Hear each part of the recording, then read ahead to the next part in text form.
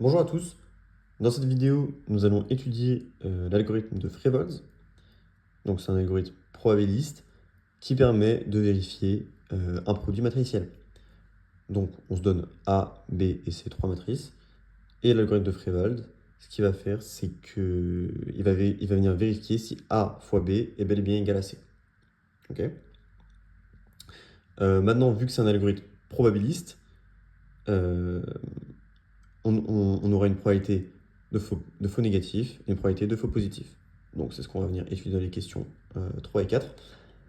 Et dans les premières questions, voilà, c'est un peu des questions préliminaires où on va discuter voilà, de complexité, etc. Ok. Bon, commençons tout de suite. Première question, quelle est la complexité d'un algorithme naïf, de l'algorithme de Strassen, sur la détermination de A fois B égale à C? Bon, déjà l'algorithme naïf, c'est bien connu que c'est un grand taux de n cube. Bon, pourquoi? On peut s'en convaincre assez facilement. Euh, En fait, l'algorithme naïf, ce qu'il va faire, c'est qu'il va venir directement calculer a fois b.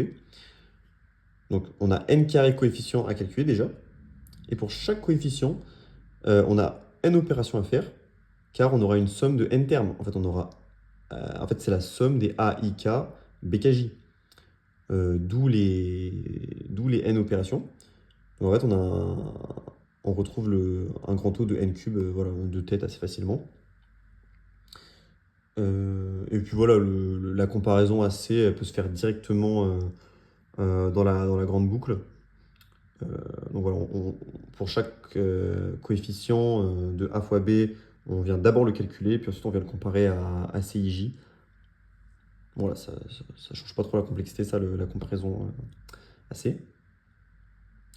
L'algorithme de Strassen, quant à lui, bon, c'est un peu de la culture, donc c'est pas au programme, donc si vous ne le savez pas, c'est pas grave. C'est un grand taux de, allez, je crois que c'est n puissance 2,7, 2,8, je ne sais plus exactement, c'est dans ces eaux-là. Euh, pour s'en convaincre, c'est un peu plus compliqué de tête. En fait,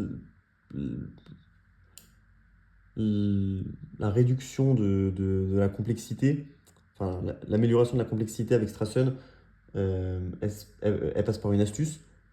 Voilà, faut un peu la connaître pour comprendre pourquoi et d'où ça vient cette amélioration.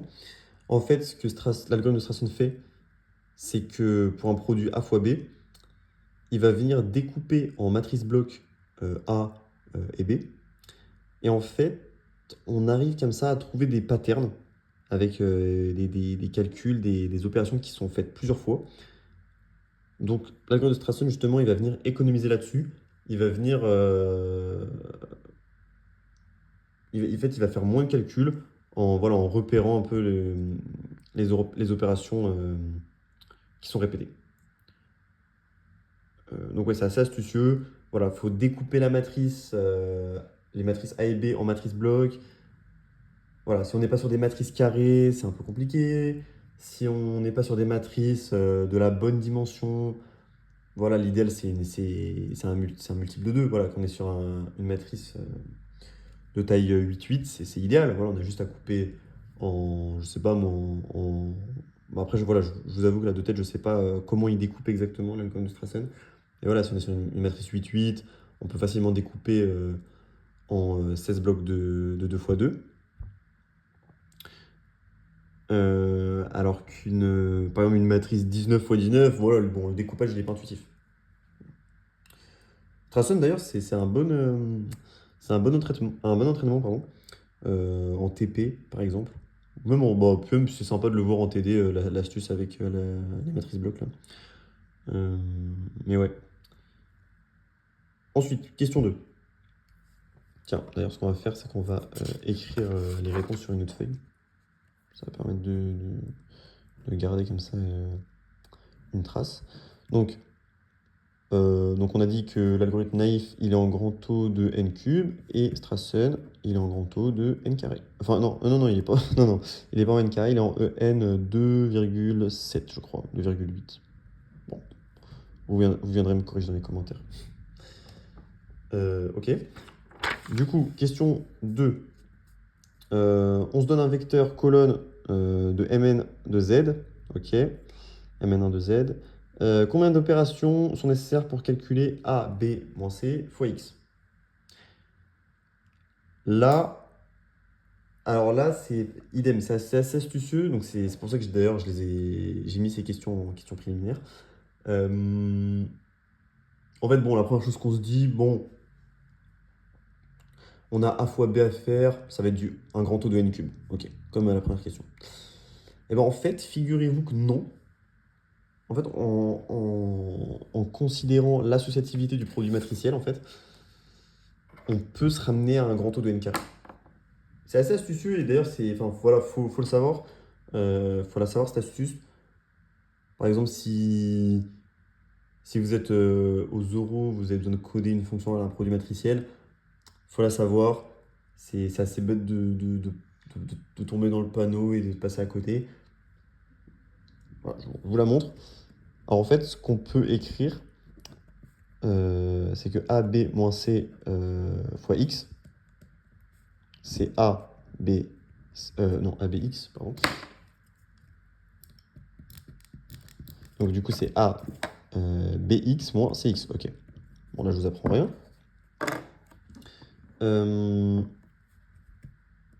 En fait, ça, avec un bon parenthésage, vous allez voir directement l'astuce.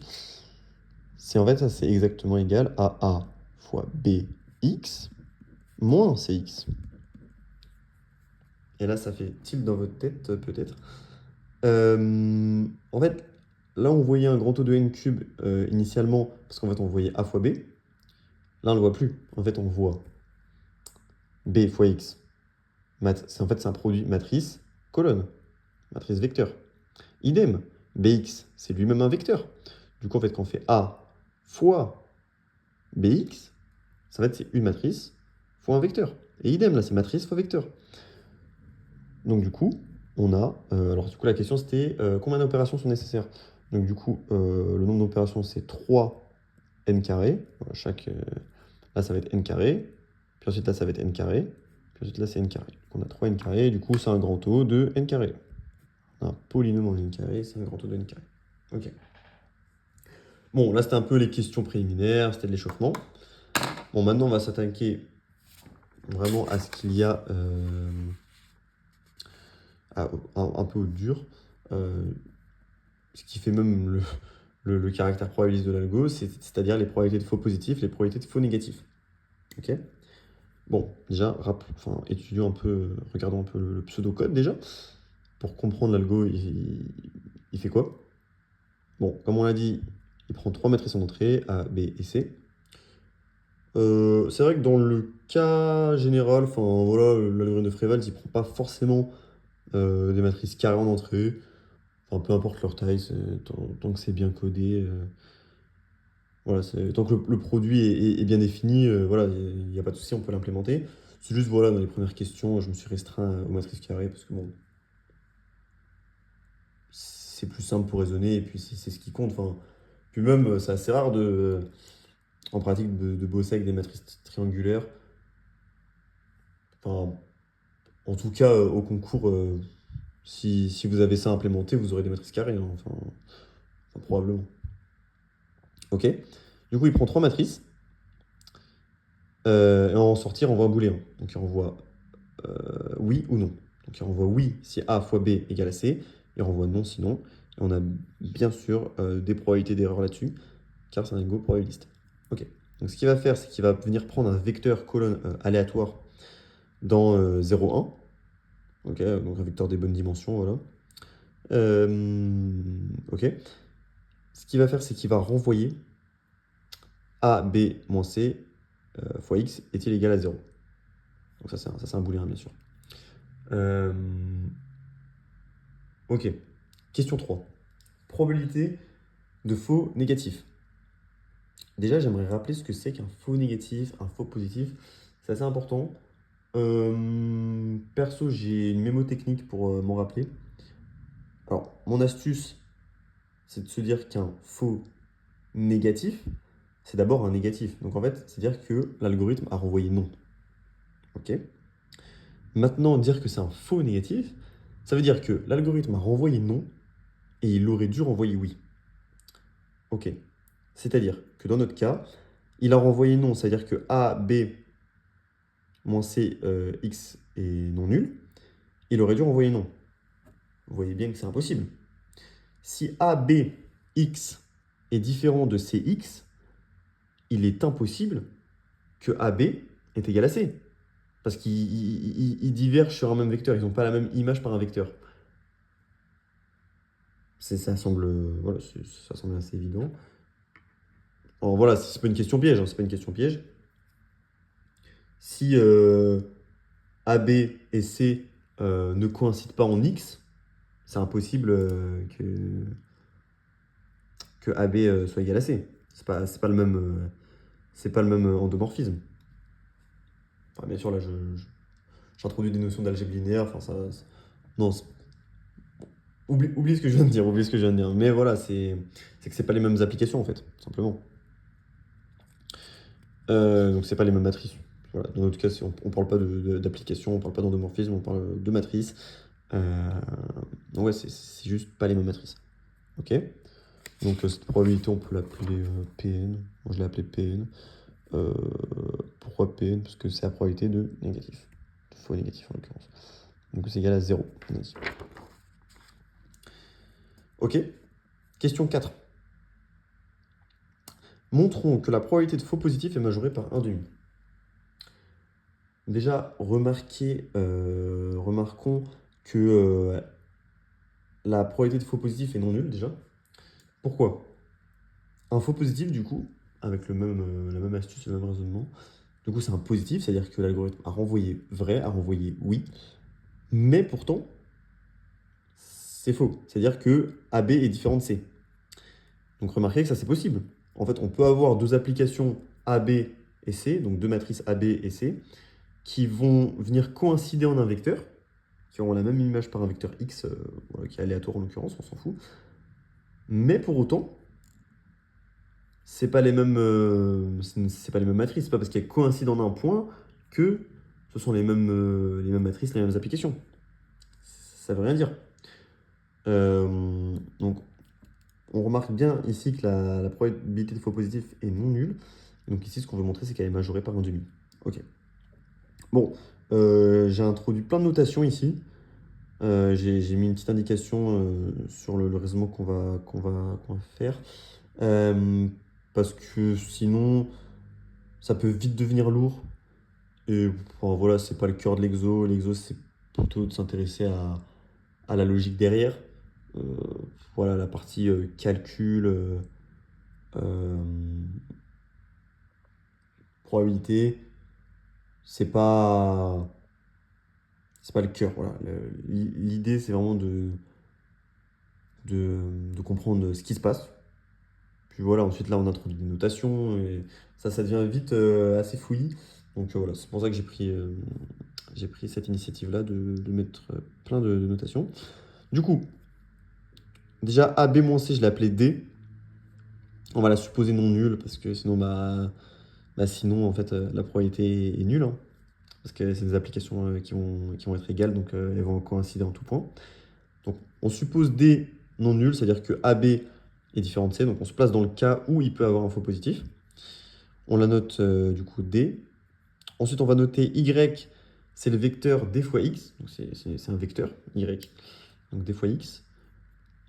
Les coefficients de D, on va les appeler les DIJ, et on va se donner un DIJ non nul. Alors pourquoi DIJ non nul existe? Parce que, comme on l'a dit, D est non nul. Enfin, comme on l'a supposé, D est non nul. Du coup, il existe au moins un coefficient non nul. Ok. Ce qu'on va faire là, bon, elle est là l'indication. Là, pour l'instant, c'était juste des notations. L'indication, elle est là. Ce qu'on va faire, c'est qu'on va venir distinguer les cas y égale à 0, y différent de 0. Donc y, c'est les coefficients de... Enfin, y, c'est les yi moins xj dij. Voilà, c'est ça. Ok. Puis enfin, on va montrer que la probabilité que yi est égal à 0 est inférieure à 1 demi. Donc yi, c'est le ième coefficient de y. Voilà, pour bien avoir compris la notation introduite. Ok, commençons. Question 4. Montrons que P de y... mince, ça commence mal. Petit yi est égal à 0 et est inférieur à 1 demi.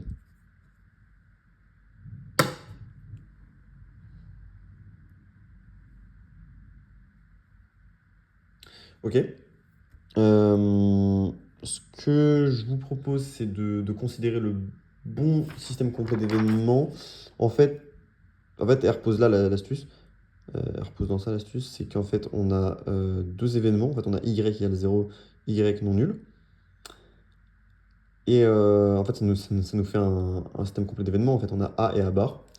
Ça va nous permettre de simplifier les calculs. Du coup, on a P de yi égale à 0.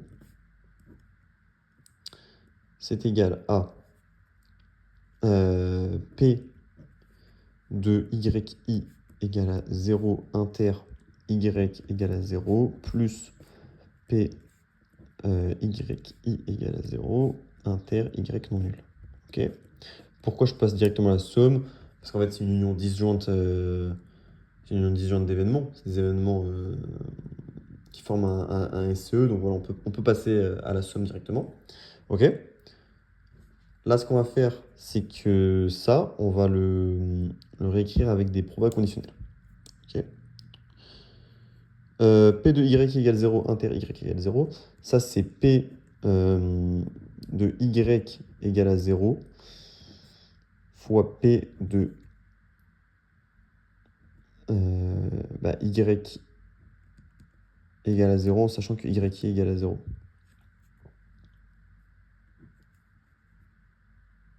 Non, non, je me suis trompé là. C'est y égale à 0 en sachant que y égale à 0. Voilà. Je me doutais bien qu'il y avait un truc qui clochait. Ok, idem à droite. P, donc on suppose que y est différent de 0. Et du coup, là, on aura P de y égale à 0 en sachant que y est non nul. Ok.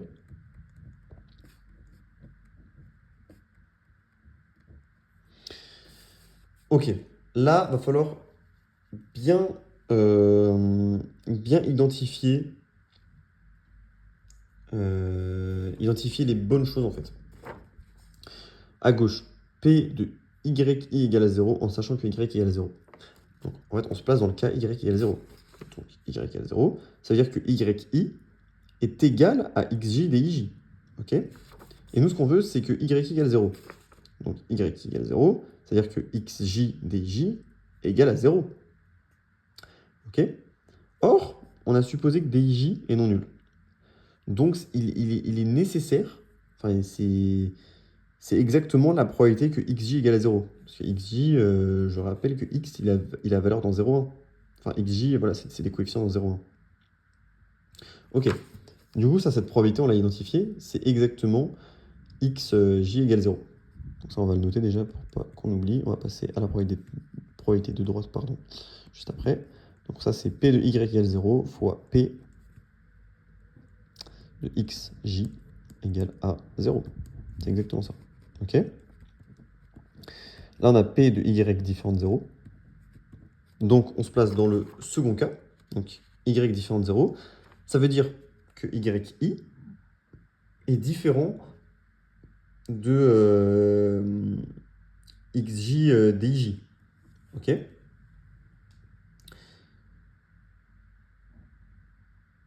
Xj, il peut soit valoir 1, soit valoir 0. Ok. Sauf, nous, ce qu'on veut, c'est quand même que yi égale à 0.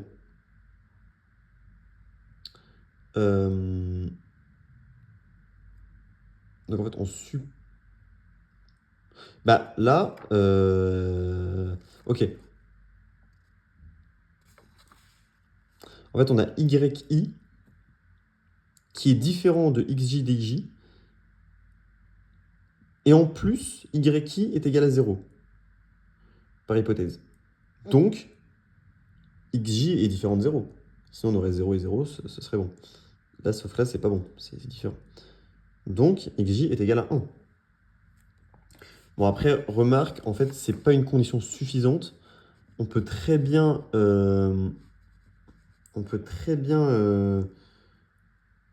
avoir... attends, c'est quoi nos hypothèses ici? C'est y différent de 0 et yi égale à 0. C'est exactement pour ça que j'ai introduit des choses, parce que l'algorithme, enfin, l'exercice, il peut vite devenir lourd en notation.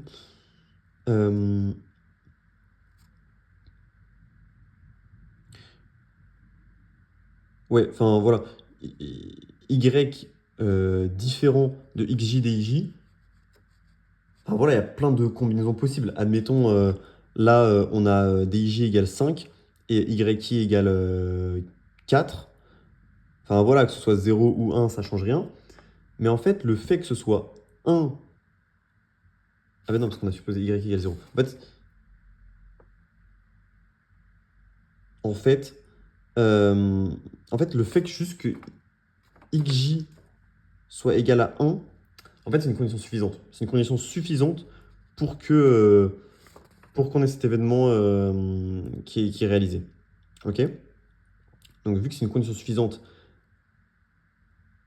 cette probabilité est incluse dans... Enfin, est inférieure à P de xj égale 1, car cet événement conditionné, du coup, est inclus, cette fois, oh, je me mêle les pinceaux, est inclus dans l'événement xj égale 1. Voilà, c'est exactement ça. Donc, ici, on peut mettre un inférieur, et là, c'est P de x, xj égale à 1. C'est une condition suffisante. C'est pas une condition nécessaire. Attention, c'est une condition suffisante. Donc, de toute façon, c'est tout ce dont on a besoin. C'est tout ce dont on a besoin, parce qu'on veut juste une majoration. Ok? P de xj égale 0, P de xj égale 1. Ça, on sait très bien ça vaut combien. Parce que x, il a valeur aléatoire dans 0, 1. Voilà, on suppose que le tirage des coefficients de x suit une loi uniforme, et voilà, on a 1 demi, 1 demi. Voilà. Donc la probabilité que xj égale 0, c'est 1 demi, tout comme xj égale 1. Donc là, ça fait 1 demi, donc c'est p de y égale 0 inférieur à 1 demi de p de y égale 0 plus p de y différent de 0. Ok? Sauf là, on voit quoi? Un système complet d'événements. Donc y égale 0 et y différent de 0, c'est exactement un système complet d'événements. Et d'ailleurs, non seulement c'est un système complet d'événements, mais en plus c'est exactement le même qu'on a évité au début. C'est le même système complet d'événements. Du coup, leur proba, enfin, la somme de leur proba fait 1. Donc en fait, ça, c'est inférieur à 1 demi. Hop. Et du coup, on a montré ce qu'il fallait. Ok. Du coup, ça, c'est la probabilité, du coup, elle est majorée par 1 demi pour la vérification en un vecteur. Donc ici, on vient comparer A, B et C en un vecteur X. Et tout l'intérêt de l'algorithme de Freivalds, c'est justement d'itérer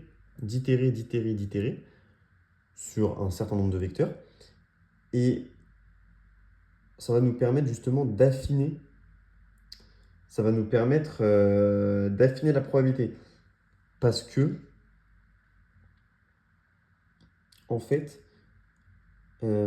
sans passer par un algo probabiliste, si en fait on aurait utilisé un algo naïf, en fait on aurait besoin de tester combien de vecteurs? En fait on aurait besoin de tester n vecteurs. Enfin la dimension de l'espace en fait. Parce qu'en fait on teste la base canonique. Ouais, en fait juste on teste la base canonique. Tac, tac, tac, tac, et ça nous permet de déterminer l'égalité ou non de AB et de C. Euh, Parce que voilà, ensuite, ça va être, si on voit, en fait, si on voit les matrices comme des applications linéaires, ça fait sens. Si on teste la base canonique, par exemple, c'est plus simple à visualiser. En fait, voilà, par combinaison linéaire, ça veut dire qu'elle coïncide sur tous les points. Donc c'est bon. Idem, si ici, en fait, on fait n test, par exemple, ce qu'on arrivera à montrer, c'est que la probabilité est inférieure à 1 sur 2 puissance n. Bon, en fait, cette majoration, elle n'est pas immédiate parce qu'en fait, les YI, ils sont pas... C'est pas des événements indépendants entre eux. Parce qu'en fait, on a A, B, A, enfin AB et C fixés. Et YI, c'est... j'ai noté où en fait?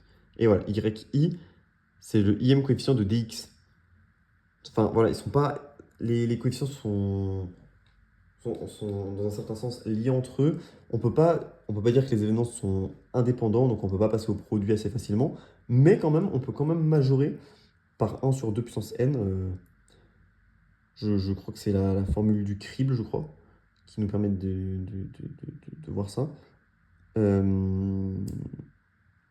Et remarquez que la majoration est très forte. Très forte. C'est-à-dire que pour n tests, en fait, ça, bon, écrivons-le. Pour n tests, P de on peut l'appeler comment? P de AB différent de C, je sais pas, est inférieur à 1 sur 2 puissance n, en fait. Donc c'est très puissant. En fait, pourquoi c'est très puissant? Parce qu'en fait, la probabilité d'erreur, elle est ultra faible. Elle est ultra faible. 1 sur 2 puissance n, ça, c'est exponentiel. C'est littéralement une exponentielle. Euh, ça tend vers 0 très très vite. Ça tend vers 0 très très vite. Donc tout l'intérêt en fait de cet algorithme de Frévald, c'est que avec une complexité meilleure qu'un algorithme naïf ou un algorithme de Strassen, on arrive à avoir des performances excellentes. Donc quand je dis performance excellente, c'est-à-dire qu'on a une proba d'erreur très faible, avec une complexité très bonne. C'est-à-dire on est sur un grand taux de n carré, comme on l'a vu. Donc voilà, ça c'est tout l'intérêt de cet algorithme. Typiquement, sur des très grandes matrices. Sur des très grandes matrices, en fait, on n'aura pas besoin de tester les n vecteurs. En fait, là j'ai dit pour n test. Et par exemple, on est sur une matrice 500 x 500. L'algo naïf, il va faire il va le faire en grand taux de 500 au cube. Là, on n'a pas besoin de tester 500 vecteurs. Sinon, on retomberait sur la même complexité, ça n'a aucun intérêt. On a juste à en tester une cinquantaine, donc un dixième de la dimension de l'espace, et on arrive déjà à une proba d'erreur minime. 1 sur 2 puissance 10. Alors, je ne sais pas ça fait combien, mais c'est ridicule. Il suffit de tester 10 vecteurs, et on est quasi sûr de l'égalité ou non de AB et de C. Donc voilà, donc déjà, premier cas, très intéressant, pour les grandes matrices, c'est excellent cet algorithme. Et puis même en fait, bon, c'est vrai que sur les petites matrices, c'est un peu moins intéressant, mais bon, quand même, ça va. Bien sûr, sur du 2-2 ou du 3-3, ça n'a aucun intérêt. Mais bon, c'est vrai que sur du 4-4, sur du 5-5, à partir du 5-5, ça commence vraiment à devenir intéressant. Euh, Ouais. Bon, c'est tout. J'ai que 4 questions. Voilà. J'ai que 4 questions. On a vu l'essentiel. Donc voilà, j'espère que cette vidéo vous aura plu. Si vous avez des questions, n'hésitez pas à les poser en commentaire. Normalement, j'y réponds, il n'y a pas de souci. Et bon, on se retrouve pour une prochaine vidéo.